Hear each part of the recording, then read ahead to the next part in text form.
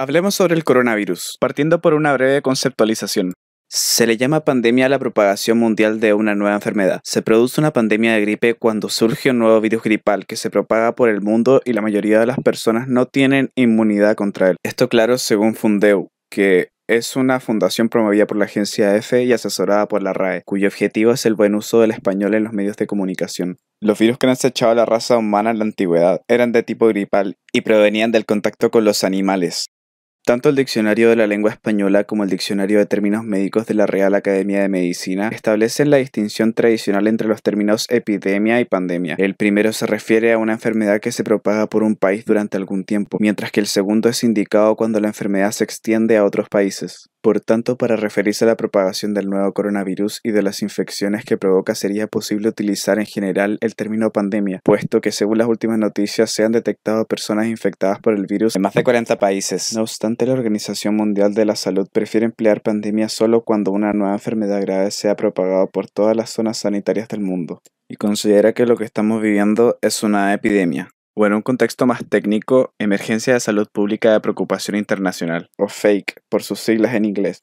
Hablemos sobre lo que es una cuarentena. El término cuarentena, tal y como indica el Diccionario de la Lengua Española, es un aislamiento preventivo al que se somete durante un periodo de tiempo por razones sanitarias a personas o animales, de modo que no necesariamente implica un periodo de 40 días. ¿Cuál es la diferencia entre aislamiento, cuarentena y distanciamiento? La cuarentena significa restringir las actividades o separar a las personas que no están enfermas pero que pueden haber estado expuestas al COVID-19. El objetivo es prevenir la propagación de la enfermedad en el momento en que las personas empiezan a presentar síntomas. El aislamiento significa separar a las personas que están enfermas con síntomas de COVID-19 y pueden ser contagiosas para prevenir así la propagación de la enfermedad. El distanciamiento físico significa estar físicamente separado. La OMS recomienda mantener una distancia de al menos 1 metro con los demás. Es una medida general que todas las personas deberían adoptar, incluso si se encuentran bien y no han tenido una exposición conocida a la COVID-19. El riesgo de enfermarse gravemente puede ser diferente para cada uno. Cualquier persona puede contraer y propagar COVID-19. Todos tenemos un rol que cumplir para desacelerar la propagación y protegernos a nosotros, nuestra familia y nuestra comunidad.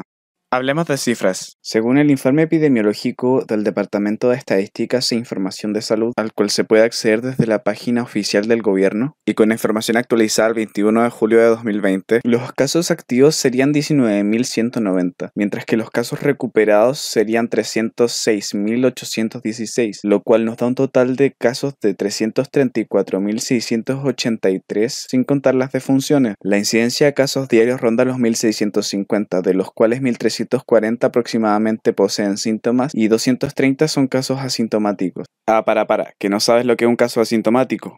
Bueno, básicamente es un paciente que no posee signos ni síntomas, pero que aún así es un portador de la enfermedad. Un paciente asintomático puede llegar a ser el transmisor de una infección. En algunos casos, los pacientes de enfermedades asintomáticas pueden en algún momento u otro empezar a desarrollar síntomas. A esto se le denomina caso presintomático y necesita de una monitorización estrecha. Existen ciertos determinantes genéticos que te pueden llevar a ser parte de alguna de estas clasificaciones. Bueno, volviendo a las cifras, hasta el 21 de julio el total de defunciones asciende a 8.677, de los cuales 44 fallecieron ese día.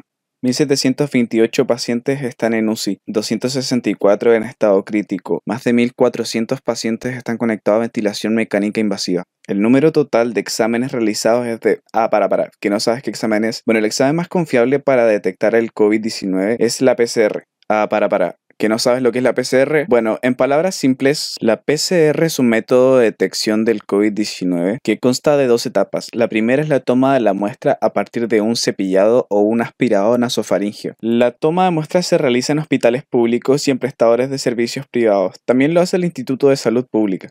Lo siguiente es la preparación de la muestra, que se hace en un laboratorio clínico a través de técnicas de biología molecular, es decir, de la reacción en cadena de la polimerasa. El material genético del virus, que corresponde a un ácido ribonucleico, tiene que pasar por un proceso de extracción en el cual se rompe la cápside o envoltura mediante instrumentos para así obtener ARN en solución acuosa. Lo siguiente es la retrotranscripción, que se realiza para obtener ADN nuclear a partir de ARN. Esto con el fin de evitar la degradación prematura del ARN. Luego el ADN se amplifica hasta obtener múltiples copias del mismo gen.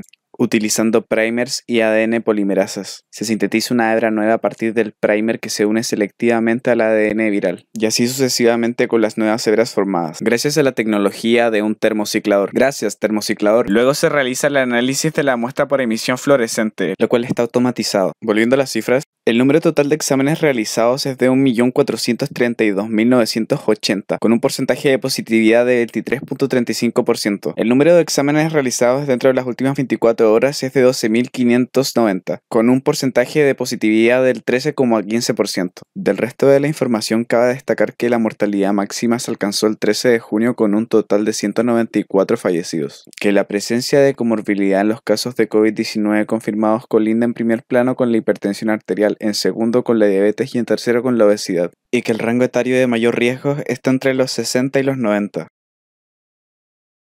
Hablemos de las vías de transmisión. El virus se transmite por el contacto entre animales y humanos, también de persona a persona, al toser y estornudar, al tocar o estrechar la mano de alguien que está enfermo, al tocar un objeto o una superficie que está contaminada, y llevarse la mano a la boca, a la nariz o a los ojos. Recientemente, el New England Journal of Medicine ha publicado datos sobre un estudio en el que se evaluó la persistencia del virus de la COVID-19. En este estudio experimental se generaron aerosoles mediante un nebulizador Collison de 3 chorros, que se introdujo en un tambor Goldberg en condiciones controladas de laboratorio. Este aparato tiene una gran potencia y no reproduce la tos humana normal. Además, la detección del virus de la COVID-19 en partículas de aerosol hasta 3 horas después de la nebulización no refleja los entornos clínicos en los que se practican procedimientos que generan aerosoles, puesto que el aerosol utilizado en el estudio se generó experimentalmente, por lo que la evidencia no es del todo sustancial. Como mensaje final, me parece importante para la promoción de la salud y la prevención de enfermedades tener en cuenta los determinantes sociales para generar normativas y regulaciones apropiadas y realistas, enfocadas en las necesidades particulares de los habitantes de cada uno de los países que hoy en día tienen que lidiar con esta crisis.